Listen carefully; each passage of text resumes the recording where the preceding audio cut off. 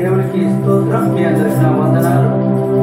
Facebook ద్వారా YouTube ద్వారా చూసుకున్నాం ప్రతి బిడ్డ దేవుడు మిమ్మల్ని దీవించినట్లుగా ఈ ఆదివారం అమూల్యమైన మాటలతో మీతో మాట్లాడటానికి ఆయన సిద్ధముగా ఉన్నాడు. కాబట్టి ద్వితీయోపదేశ కాండము 25వ అధ్యాయము మొదటి చదువుకుందాం. ద్వితీయోపదేశ కాండం 28 మొదటి నుంచి చదువుకుందాం. చదవండమ్మా.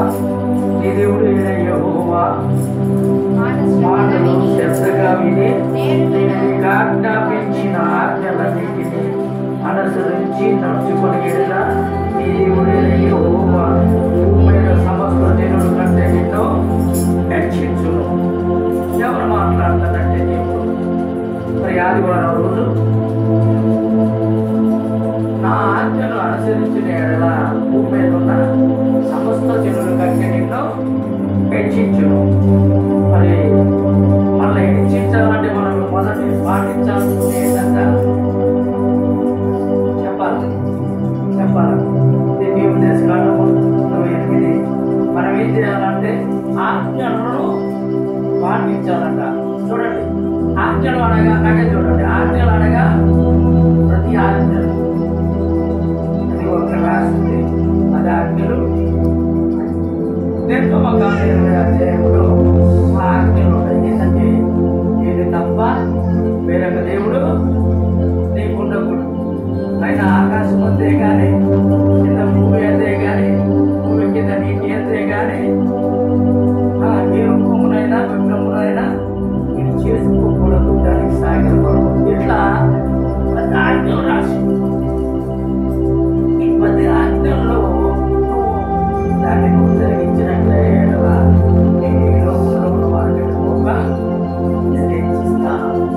మాకు కావాల్సింది మన జన్మకి మానవుడు జన్మించినప్పుడు హెచ్చుకోబడాలి, అందరికీ గొప్పగా ఉండాలి, అందరికంటే గొప్పగా దీవించబడాలని మనం ఆశపడతాం. అవునా కదా? ఎన్ని రోజులు చూసిన ఈ పేదరికమేనా, ఎన్ని రోజులు చూసిన ఈ అప్పులేనా, ఎన్ని రోజులు చూసిన ఈ దుఃఖమేనా, ఎన్ని రోజులు చూసిన ఈ వేదనేనా, ఎన్ని రోజులు చూసిన ఈ అవమానాలేనా అనుకుంటున్నాము. కానీ నా ఆజ్ఞలు పాటించిన ఎడలా మీద ఉన్న సమస్త దేవుల కంటే దేవుడు ఆనాడు మోషేతో మాట్లాడి, మోషే నా పర్వతం మీదకి రా. వచ్చినప్పుడు 40 రోజులు ఉపవాసం ఉన్నట్టమ్మా. ఈ రోజు ఉదయం రాత్రి ఉదయం ఉపవాసం ఉంటే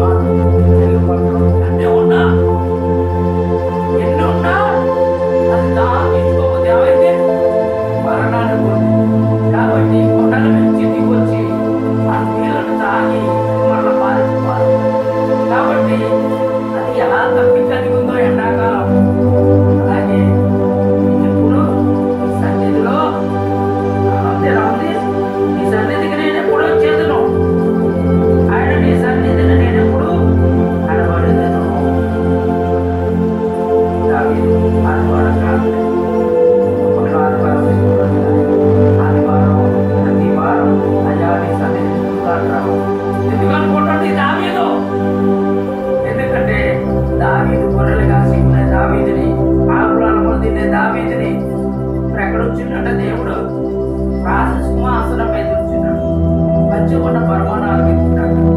అదే కాకుండా మరి ఆయన ఎటు వెళ్ళినా దేవుని శత్రువులను నడిపించేవాడు.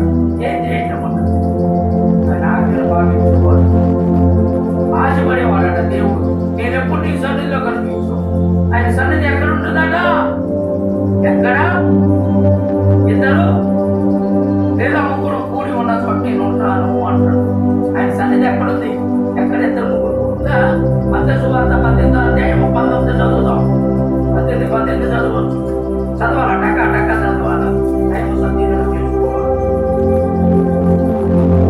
18, 19 చదవాలా? ఏం చేయాలి? 18 చదివినా 18, 19, 20 చదవాలి. చదవాలి.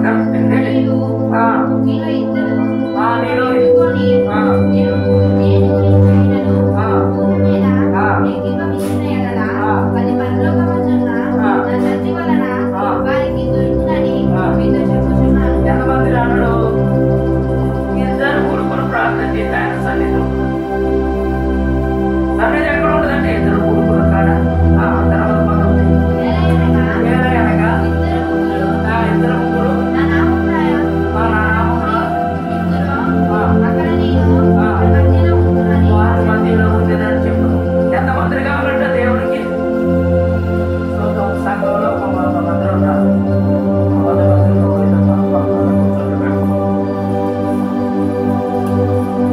మరలా ఒక ఇద్దరు నిద్రపోతున్నారు. మీతో పాటు మీరు నిద్రపోతున్నారు. చెప్పు మరి కొందరు వేరే ఆలోచనలో ఉండి వాక్యం ఎవరి పనిలో వాడు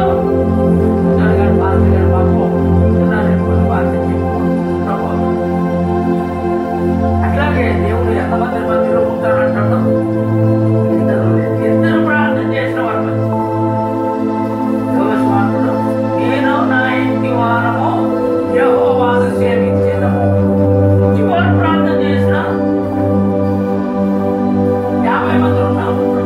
ఇద్దరు ఉన్నాము, ఒక్కడు ఉన్నాము. చూడండి 42వ కీర్తనలో దావీదు అంటాడు, నేను ఎప్పుడు నీ సన్నిధికి వచ్చేదను. నీకు నేను ఎప్పుడు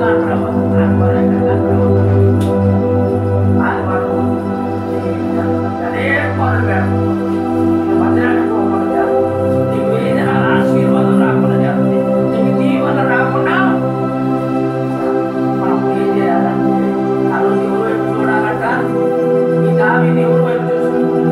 ఇప్పుడు నీ సన్నిధిలో నేను కనబడితే ఏమైందంట?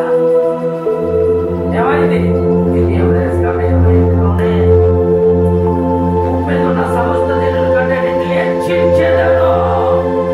కనబడితే నిన్ను ఏం చేస్తానంట? పై స్థాయిలో దావీదు కుటుంబం అందరూ 7 బలిష్ఠులు, బలశాలులు, సైన్యములు. కానీ చిన్నవాడైనా ఎర్రవాడైనా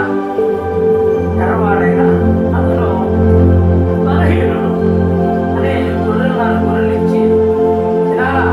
గొర్రెలు ఇచ్చి అందులో ఉదాహరణ ఉందమ్మా.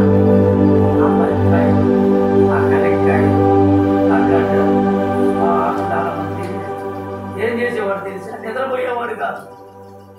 దేవుడు కొరకు ప్రార్థన చేసేవాడు. సితారు ఉండేదట.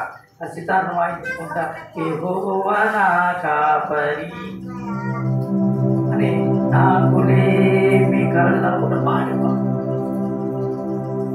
కొండలు తొచ్చు కనలెత్తుచుండగా నాకు సహాయం ఎక్కడ ఉండును అని పాడేవాడట. పాట కీర్తన అంటే పాటలు. నన్ను కాపాడువాడు ఉడగడు నిద్రపోడని పాడేవాడట. అంటే ఇలా ప్రార్థన చేయడం వల్ల దేవుడు ఏం చేసిందట? హెచ్చించడా కిందకి హెచ్చింట హెచ్చి. ఇక్కడ ఏమన్నా ఉన్నది? ఉపదేశకాండము మరి 1వ అధ్యాయంలో ఏముంది? భూమి మీద ఉన్న సమస్త జనులు నీ దేవుడైన యెహోవా భూమి మీద ఉన్న సమస్త జనుల కంటే నిన్ను హెచ్చించును. హెచ్చించాలన్నా నేను గొప్పదానం చేయాలంటే ఎక్కడికి రావాలంటే ఆదివారం రోజు ఏ పని దేవుడు మధ్యలో కావాలి. ఒక ఒక దినం గడిపితే వీధి రారాజు 42 కీర్తన దావీదు రాజు ఎప్పుడు నీ సన్నిధికి వచ్చేదను, ఎప్పుడు నీ దగ్గరికి వచ్చి నేను ప్రార్థన చేయాలయ్యా అని ఒక పని చేస్తున్నాను. ఆ గదిలోకి వెళ్ళి మోకరించి ప్రార్థన చేసుకోవాలని ఏం చేసేవాడు? మోకరించి ప్రార్థన చేసేవాడు. ఆయన ప్రార్థన బట్టి ఆయన్ని దావీదుని బహుగా దేవుడు దీవించి మరి ఆయన దీవెన పొందుకుని ఆయన మనిషేగా మన కూడా మనుషులుగా పొందుకోలేకపోతే మన ప్రార్థన దేవుడు సన్నిధికి వెళ్ళట్లా. మనం ఒక ఆదివారమే దేవుడి దగ్గరికి వచ్చి అయ్యా అబ్బా తండ్రి అంటాం. మిగతా టైంలో మన పనుల్లో మనం ముగిపోయి మన పని పాటలు మనం ఉంటాం. కానీ దేవుడు ఏమంటాడు? 6 దినాలు కష్టపడు, బుద్ధి సేకరించి 7వ దినం మాత్రం నీ హృదయంలో నేనే ఉండాలా, నేనే ఉండాలా. నేను రక్షించాలన్నా, నీ కుటుంబం బాగుపడాలన్నా, ఆశీర్వదింపబడాలన్నా, అనారోగ్యం చెడిపించబడాలన్నా నువ్వేం చేయాలట? నేను ఎప్పుడు నీ సన్నిధిలో కనిపించదనంట. మీకు మనం ఎక్కడ పోవాలట? సన్నిధిలో కనబడి ప్రార్థన చేయాలి. ఇంకొకటి ఏమంటాడు? 2వ వచనంలో నీవు రావటమే కాదమ్మా, ఇప్పుడు చెప్తున్న మాట ఆ 2వ వచనం కాండము 28 2వ వచనంలో నీవు నీ దేవుడే నీవు మాట ఈ నీవు తండ్రి మందిరానికి కొందరు వస్తారు కానీ సరే వాసన చెప్పి మనకు అనవసరం. వచ్చామా, కూర్చున్నామా, రాత్రి అయిపోగానే హాస్టల్తో ప్రార్థన చేస్తున్నామా, ఇంటికి అంతేనా? చాలా మంది క్రైస్తవులు వచ్చి దేవుడు ఉన్నాడు, మనం ప్రార్థన చేయాలా, మన ప్రార్థన ఎక్కడు? అవునాడేడా? చూడండి దేవుడి మందిరంలో ఎలా ఉండాలంట. మరి కీర్తన 11వ అధ్యాయం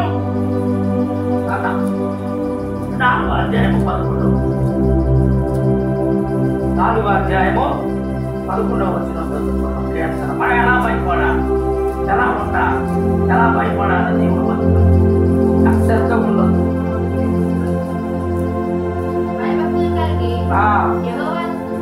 ఎంతమంది చెప్పమ్మా? 4 భయభక్తి కలిగి యెహోవాను సేవించుడి,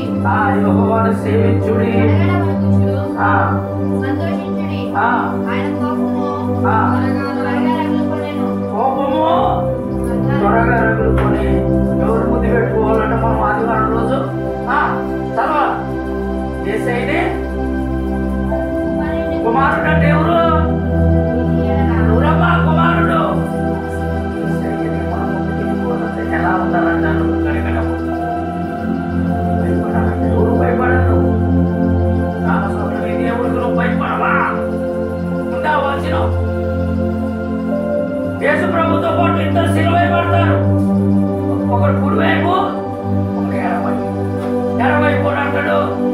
నువ్వు నిజంగా ప్రభువా, నువ్వు నిజంగా దేవుడు అయితే నువ్వు దిగి మమ్మల్ని కాపాడు. ఆయన కుడి వైపు తెలుసా? అయ్యా నేను ఎన్నో దొంగతున్నా, ఎన్నో చెప్పినప్పుడు ఎంతమందినో శ్రమ కలిగించిన దేవా నీకు తాగదున్నాను. నీ పరదేశంలోకి వెళ్ళినప్పుడు వృద్ధి చేసుకోవడం తగ్గించుకోవడం అదే అది వదిలేసిగా ఎడవైపు దొంగతాడు. నువ్వు దేవుడు భయపడవా? నువ్వు చేసింది తప్పు, మనం చేసింది తప్పు కాబట్టి దేవుడు భయపడవా అని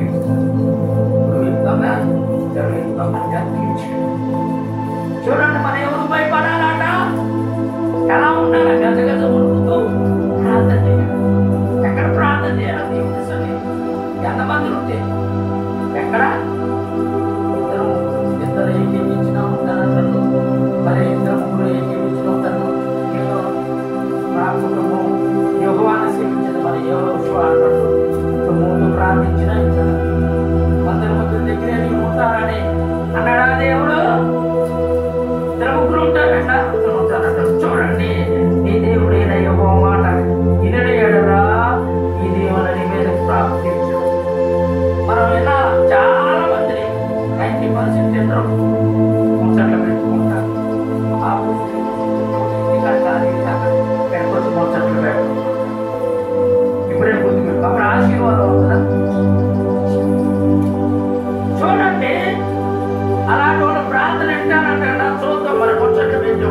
సామెతలు 28:9 చదువుకుందాం. ఇట్లా ముచ్చట్లు పెట్టి మరి నిద్రపోయే వాళ్ళు ముచ్చండి దేవుడు ఇక్కడ చూద్దాం. సామెతలు 28:9 చదువుకుందాం.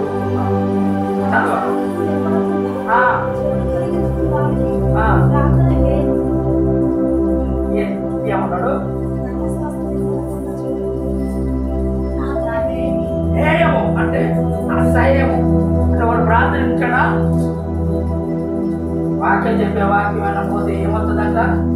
నిద్ర వస్తుంది. నీ చెవులోకి వాక్యం పోతే నీకేమవుతుంది? నిద్ర వస్తుంది. చూడండి, నేను వారి ప్రార్థన అసలు నాకే ఉంటే అనడా లేదా? చూడండి, అడవిలో గొర్రెలు 100 గొర్రెలు తోలుకుని పోయిండు. 100లో ఊరు ముందుకు వచ్చేలాంటి ఎన్ని గొర్రెలు ఉన్నాయి? 99 ఉన్నాయి. కానీ ఆ 99 గొర్రెలను వదిలేసి ఒక గొర్రె కొట్టి అంటే వినయంగా ప్రార్థన పరుడు, ప్రార్థన చేసేవాడు ఒకరు కొరకెళ్ళిండు. ప్రార్థన లేని 99 గొర్రెల కంటే ప్రార్థన గల ఒక గొర్రె. అట్లాగే ఇక్కడ ఏమంటాడంటే నా ప్రార్థన వినపోతే మన ప్రార్థన ఈయనడే, మన కష్టకాలంలో మన శ్రమలు మన బాధలు ఈయనడే. యెషయా గ్రంథం 1:19 నుండి 20 దాకా చదువుతున్నాం. యెషయా గ్రంథం ఇచ్చే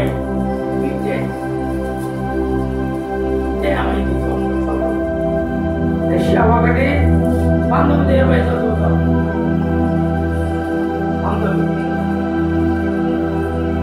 గట్టగా చదవాలా? నా మాట భూమి యొక్క మంచి పదార్థముడికి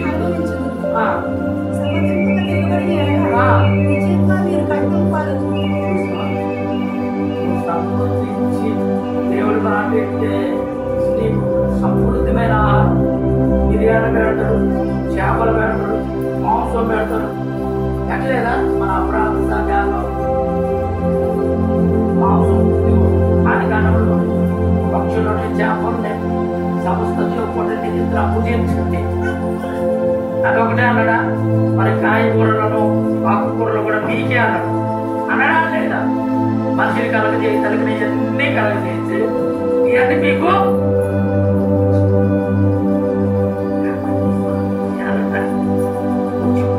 అంతేకాదు చూడండి, మీకు వాక్యం ఎడలా భూమి మీద పండు ప్రతి పంట మామిడికాయ, జాంకాయ, అరటికాయ అన్ని పండ్లు అన్ని కూరగాయలు అన్ని నీకించి ఏం చేస్తానన్నాడు?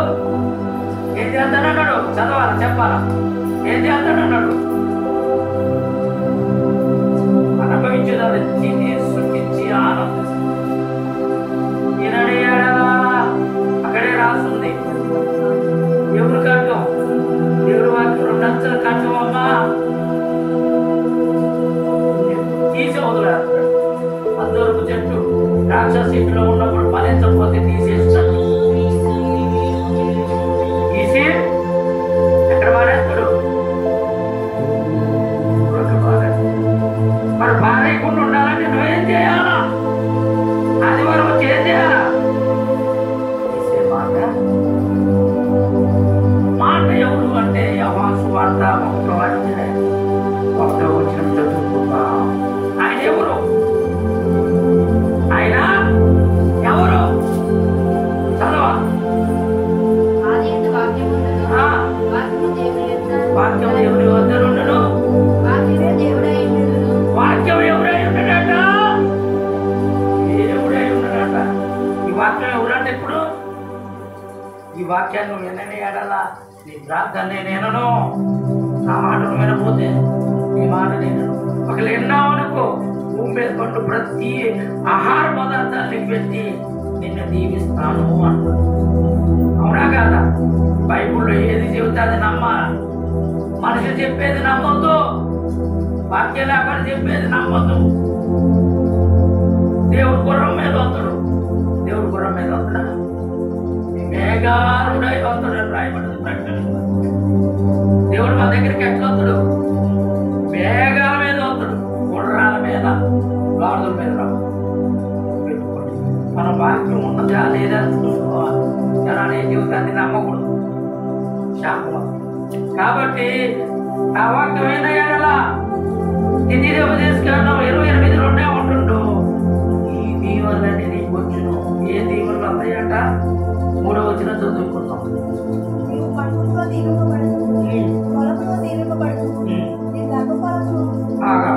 నువ్వు ఎక్కడెక్కడ దీవింపబడతావు అంట?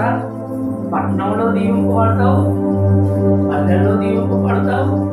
నువ్వు ఎక్కడ నివసిస్తే అక్కడ దీవింపబడతావు. నువ్వు దీవించబడాలంటే నీలో ఎవరు ఉండాలా?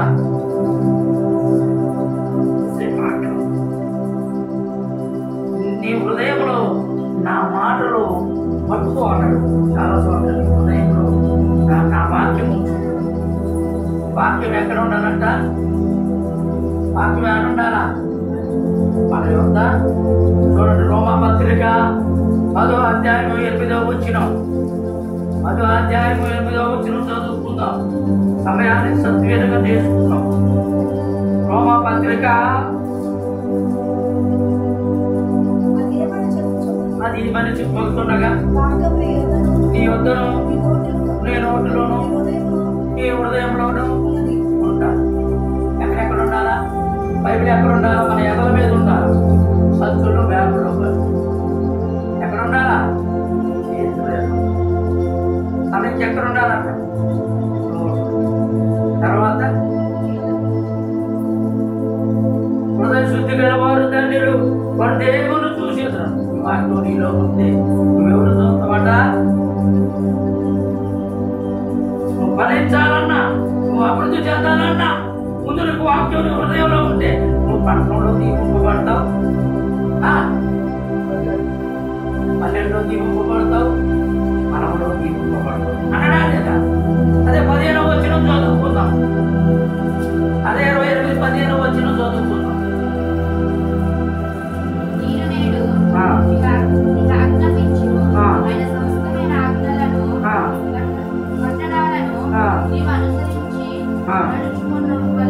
నడుచుకోవాలని దేవుడైన యెహోవా సెలవిచ్చిన మాట వినిన ఎడల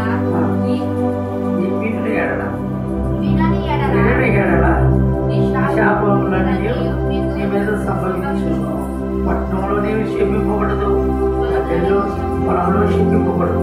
ఎక్కడెక్కడ శిక్షింపబడతావు? వినబోతే ఎక్కడెక్కడ శిక్షింపబడతావు? పొలంలో శిక్షింపబడదు, పొలంలో శిక్షింపబడదు, పల్లెల్లో శిక్షించబడదు, నీ దారిలోనూ శిక్షించబడదు. వినబోతే ఏమవుతుందన్న? ఇంతే.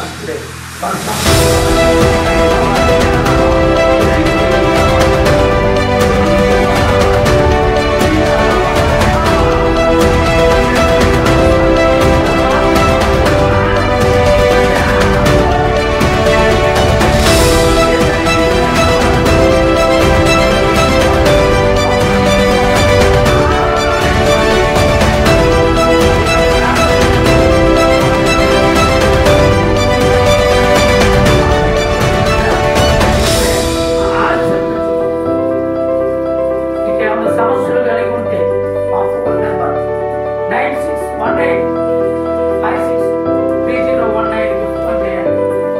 జీవన కృప ప్రార్థన మందిరం జీవన్ ద్వారా మరి నేను మీ కొరకు ప్రార్థన చేస్తాను. వాక్యం విన్న బిడ్డలందరి దేవుడు దీపించబడును గాక. Praise lord.